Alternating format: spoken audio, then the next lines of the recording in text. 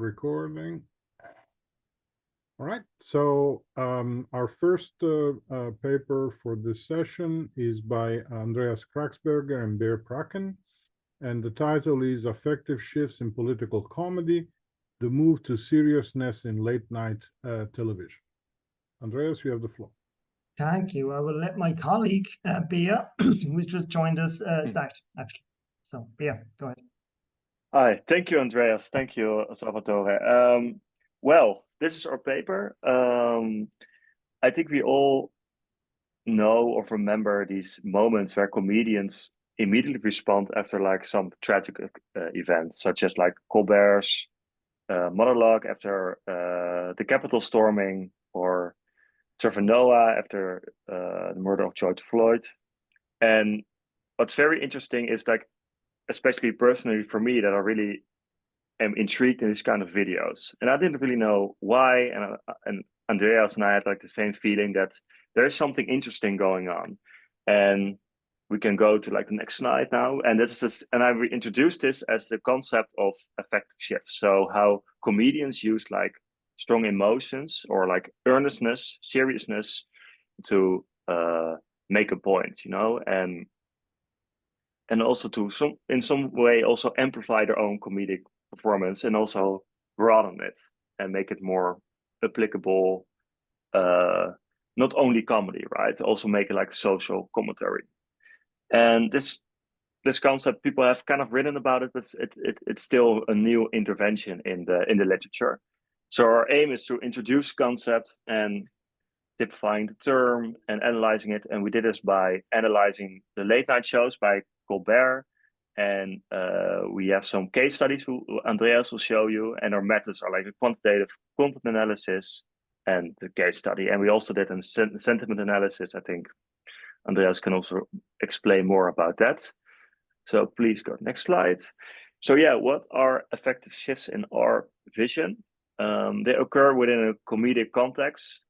And it's when the tone goes from humorous, you know, or like even somebody with like a ethos of being a comedian becomes very serious. I think you can all remember Dave Chappelle too, right? After George Floyd, that is also an example of these affective shifts. And they serve like an explicitly persuasive function here. And so we also dive into rhetoric. And we divided our research into two research questions. The first one is, how are political comedians using these shifts in the context of their comedic performance in the aftermath of crises? And the second one is, how do affective shifts redefine the role of political comedy? And so thank you. Go to the next one. So yeah, we already talked a bit about rhetoric, right? The role of persuasion. And we just dive into like the classical modes of persuasion by Aristotle. And the first one is, of course, logos, using logic of reasoning, you know, fact-based punchlines, you know, but also to persuade, right? So ethos, you can also think about the role of credibility as a comedian, or, for example, as a politician, or what the personality says about somebody. So these affective shifts all often imply like, oh, I'm a comedian, but I'm being serious now. So it implies a more ethical appeal in that sense. But also pathos, of course, right? It's the role of emotion. So comedy is already involved in the emotion of, if it's an emotion, there's some discussion about that, like the role of like comic amusement, right? But it's also now involves the role of seriousness, outrage, you know, passion, and so that, and we argue that it's different from like traditional political comedy, but also like from journalism, for instance, that affective shifts engage with all these three rhetorical modes very strongly, making it uniquely persuasive. And so yeah, I kind of said everything. So yeah, thank you. I'll continue in our theoretical framework, and basically from a standpoint of humor theory, we started looking at this from the standpoint of incongruity theory and the idea that there is a reality key in which the incongruity occurs and a playfulness key in which that incongruity resolves. And good comedy basically alternates between those two keys. Affective shifts in political comedy now collapse this distance and allow a comedian, as Bea already mentioned, to engage in an earnest expression of emotion and comedy within the broader context of a comedic performance, right? And this serves three key functions in our mind. First, it circumvents the being taken seriously problem that Kräfting outlines in her analysis of the Nanette comedy special on Netflix. Highly recommend watching that if you haven't seen it yet. The idea here is that often the critique of satire specifically is that, well, I mean, you're joking about it, so you can't be taken seriously in your societal critique. And affective shifts kind of circumvent this issue because the comedian is being serious. Secondly, affective shifts serve a mobilizing function and help comedians gain trust with the in-group. The previous presentation, the in-group was mentioned. So the idea is that people that, in this case, are already cued into the political leaning of the late night show are being mobilized and gain additional trust in the comedian when they voice critique through affective shifts. And finally, they elicit empathy with the out group. There's been studies that have actually shown that when comedians engage in these affective shifts, they have a greater persuasive effect, even with people that don't necessarily agree with their political stance, right? So the key takeaway here is that affective shifts help comedians amplify their impact by fostering critical reflection, emotional resonance, and a broader connection across audiences, right? Now, moving on to the second research question, right? What does that mean for the role of political comedy? We turn to the literature on journalistic role performance.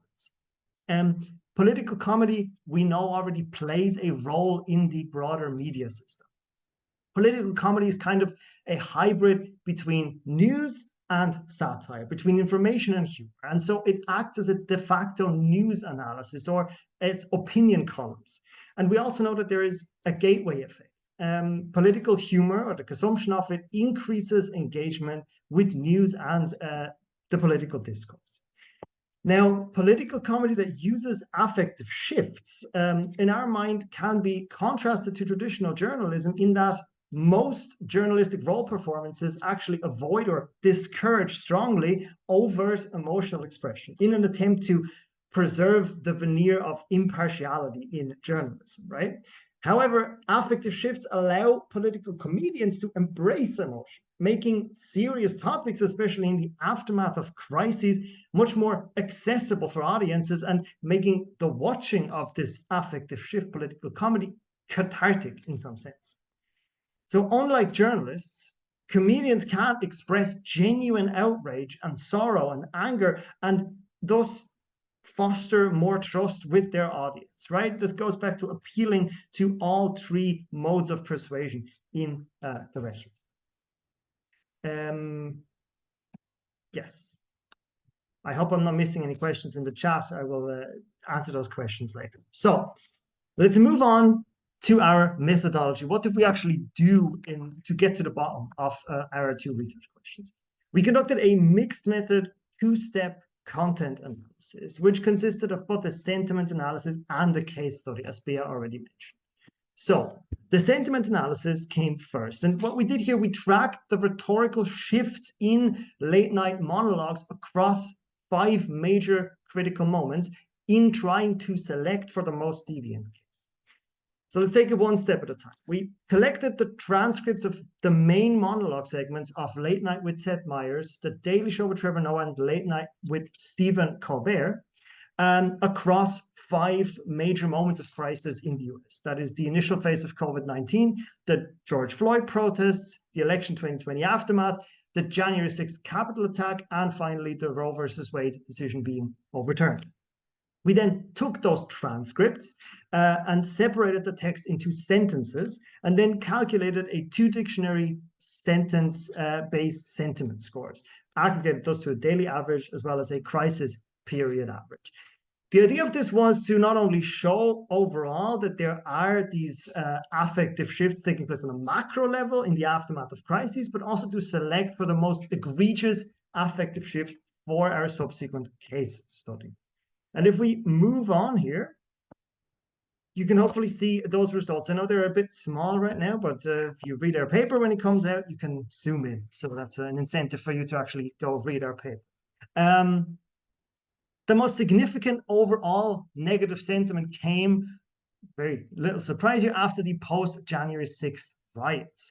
And specifically, the most negative sentiment in a single program came here at the Stephen Colbert's live monologue about the events of January 6th. There's some additional findings that we have, and if we have time in the Q&A section, I can go into those in more detail. But for now, this is what we were looking for. This is the deviant case in our data set, right? So our case selection actually reflects this finding. Generally, we do see across those crisis periods a drop in sentiment in the immediate aftermath of the initiating event. We termed this as a macro level affective shift. But this is followed, interestingly, by a reversion back to the mean. So as the crisis becomes further and further away temporally, the sentiment reverses back to the mean. So, having identified the case for our case study, Colbert's January 6th live monologue, the first step was to actually quantify the affective shifts within the monologue, because that is what we were after analyzing. We did this by manually categorizing each sentence, our unit of analysis, as either humor, information, opinion, and critique, or a hybrid of those content types. We developed a code book based on the literature and actually had an intracoder Cohen's kappa of 0.81, which is very respectable for these types of analysis. We then quantified numerically the shifts between those categories, reflecting our theoretical assumption that affective shifts are basically prolonged shifts where the speaker exits the playfulness key in favor of the reality key, so to say, in favor of information and opinion rather than humor, right? And if we plot those micro shifts chronologically, we get this. We get 4 distinct affective shifts, prolonged period of time where the speaker, Stephen Colbert in this case, basically does not engage in humor at all, instead forgoes any humor, any humorous speech, in order to give us information or opinion. Now, if you remember, our first research question pertained to how comedians are actually using these affective shifts within the monologue. What role do affective shifts play? And I want to give you a couple of examples here that illustrate this really well. So the first affective shift, pretty much at the beginning of the monologue, starts with this, and I quote, "There are some dark subjects that we talk about on the show occasionally, but I've rarely been as upset as I am tonight." This is 34 seconds into the video, right? And with the body language, with the facial expression, with the entire demeanor of Colbert, and even the editing choices, you can tell that this isn't your regular late night show. This isn't your regular broadcast. This is something else, right? And he starts off here by deliberately acknowledging the emotion behind the performance, the emotion that informs the entire performance, like an undercurrent underneath. This builds trust with the audience and enhances the credibility with the audience, because he acknowledges that he too is upset by the events that he has just witnessed. Interestingly, in contrast to journalistic news coverage, traditional news coverage, this doesn't induce this cognitive dissonance that people sometimes feel in the aftermath of crises, where they watch the news and the news feels like any random Tuesday, because, well, I mean, there's breaking news every day, right? So this is different. You can see that Colbert is motivated by this emotion. And this is in stark contrast to this conventional journalistic news performance, right?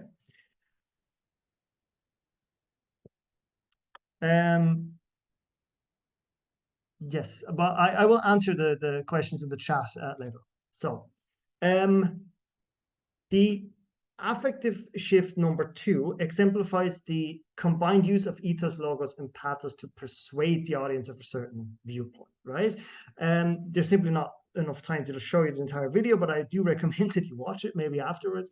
But the basic idea is Colbert starts by outlining the constitutional significance of the day's events, establishing a factual foundation for his argument, right? Appealing to logos. Then he highlights the deviation from this norm, 5 criticizing minutes left. the actions. Sorry? 5 minutes left. Yes, yeah, I've got a little timer on my phone here. I know. He highlights the deviation from this norm, criticizing the actions of the Republican lawmakers, appealing to the audience's sense of ethos, justice, and what is righteous, right?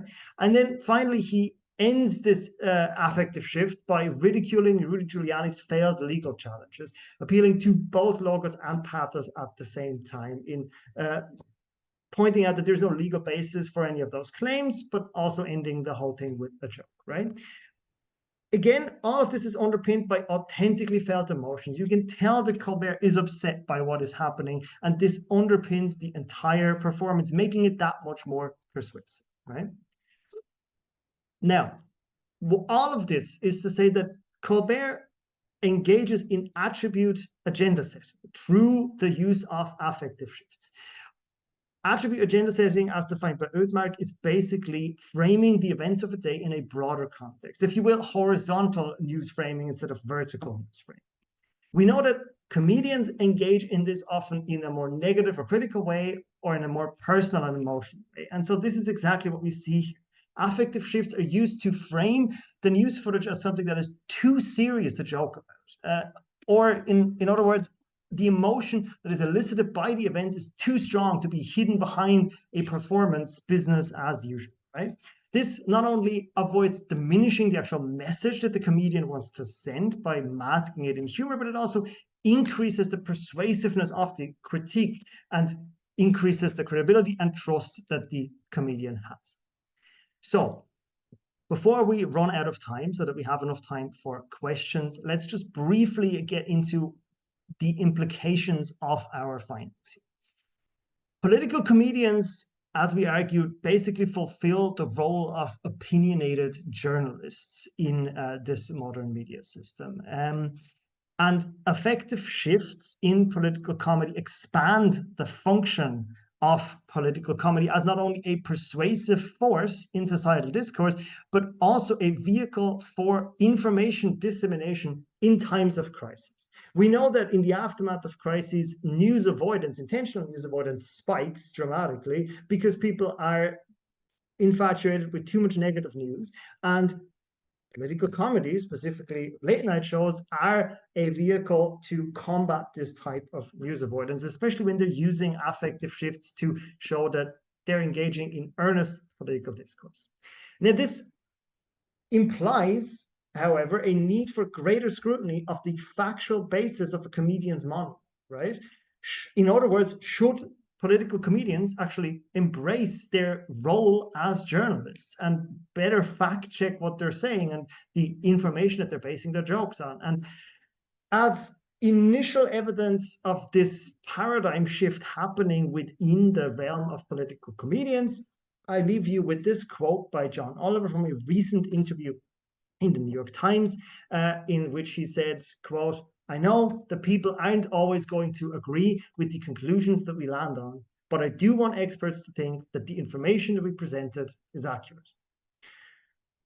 I think this illustrates my point very well, and I thank you all, we thank you all for your attention, and we look forward to questions and discussions. Thank you very much. Thanks. See, maybe for those of you who can't, so Amy Friedman asked basically why we're using the term political comedy or political satire, if that's not overkill, because everything is kind of political and satire in and of itself is political. I mean, this is the Humor Research Conference. We're all aware that there is many, many nuances between like what is termed political comedy, what is termed political satire. There's a whole discussion about this going on. In this case, we chose to mainly talk about political comedy specifically because satire, in our understanding, there is a great paper by Nick Holm that argues that satire in and of itself has this the notion that it is sort of morally superior, and he criticizes that. So we didn't want to use the term satire specifically, because what we're really after is this idea that when you mix information with humor, and you do that in the aftermath of a crisis, you need something else. You need this affective shift to actually get the information, the humor across still, because otherwise it would feel hollow, right? And that is independent whether or not you are actually engaging in the quote unquote satire that the literature suggests here. Bea, do you have any response to the comment in the chat? No, I have nothing to add. Great response. Yeah. Okay. Any other questions? Well, I do have a question that I would like to. Could you elaborate a little bit on the sentiment analysis? So you said particularly that you did it sentence by sentence, if I understood correctly. So can you sort of motivate this methodological choice, and how did you do the sentiment analysis? Yes. Absolutely. So hold on. I did prepare for this a little bit. So basically what we did is we have this corpus of late night show transcripts, right?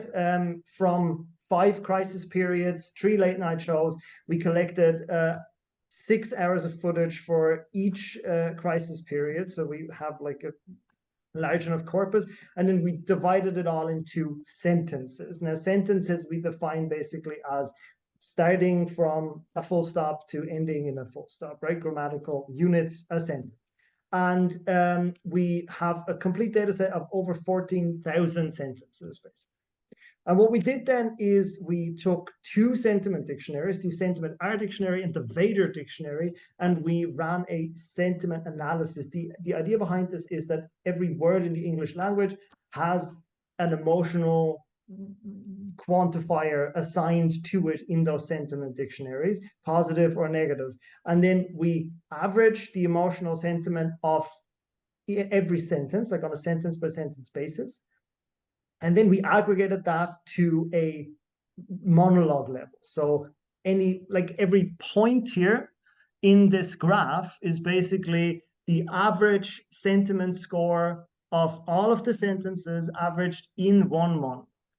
And that gives us a rough notion of how negative the language is in any given show, right? And when we look at this then over time, we can see certain things like this drop in sentiment here in the immediate aftermath of these negative events, of the January 6th Capitol attack, of the George Floyd protests, of the Roe versus Wade decision being overturned, right? We see this significant drop across all late night programs in the, simply put, number of negatively connotated words, like emotionally negatively connotated words. At the same time, we see here during the initial phase of COVID-19, for example, we don't see a clear drop-off, because if we all briefly, not too long, but if we all briefly remember back that time, like the initial phase of COVID-19, it was constantly good news, bad news, good news, bad news. We didn't know what was going on. So this is kind of reflected in the late night show coverage. Maybe it's important to note that I understand that in sort of humor research, sentiment analyses are often a very blunt tool, which is why we mainly used it to identify our deviant case, like the most egregious negative sentiment, which we then did a more comprehensive case study on. But to compensate for that a little bit, we had 2 sentiment dictionaries that we employed, and we looked at both results in combination to make sure that there's not any inherent biases in one sentiment dictionary over the other. Does that kind of answer your question? Yes. So if I understand correctly, the dots on the graph, the little triangle, etc., that's the average for the monologue. Yes. Okay. Yes. Exactly. Did you do this by hand? The sentiment analysis is automated. Okay. So that we didn't do by hand, and we divided the transcript into sentences automatically as well. What we did do by hand is quantifying every sentence into either humor, information, opinion, or hybrid content type, and then actually quantifying the shifts between the content categories to identify the affective shifts. That we did by hand, yes, with the intracoder Cohen's kappa of 0.81. Yeah. No, that's very good. Yeah. All right, thank you very much. So You're we do have another 5 minutes left for questions. So if anybody has a question, you can raise your hand or you can type it. So Amy is asking, what program did you use for the automated sentiment analysis? RStudio. I am a stark proponent of open source software because you never know where you're going to end up and where life takes you. And if you rely on like software that your university licenses, then you're dependent on that. So we did the sentiment dictionary in RStudio, which is where the sentiment R dictionary comes in, and they have various other dictionaries that specialize in different things. The Veda dictionary, I think, specifically is meant to capture the nuances of like youth language and internet language. So we added that as well. Yeah. So thank you. Studio. You're welcome. Any other questions? All right, no. So then please join me in thanking the presenters for this very interesting presentation. And we will then take a 3-minute break, and at 9:30 we will start with the next paper.